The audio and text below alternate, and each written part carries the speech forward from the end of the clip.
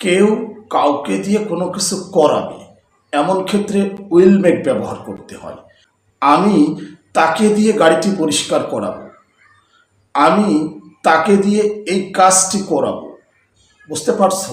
কাউকে দিয়ে কোনো কিছু করানো হবে, এমন ক্ষেত্রে উইল মেক ব্যবহার করতে হয়। আগে নিয়মটি দেখে আসো। Subject plus will make plus ব্যক্তিবাচক অবজেক্ট প্লাস ভার্ব প্লাস বস্তুবাচক object.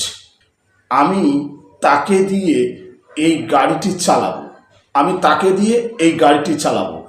I will make him drive the car, I will make him drive the car.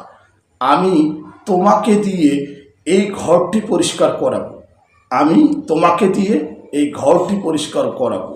I will make you clean this room, I will make you clean this room.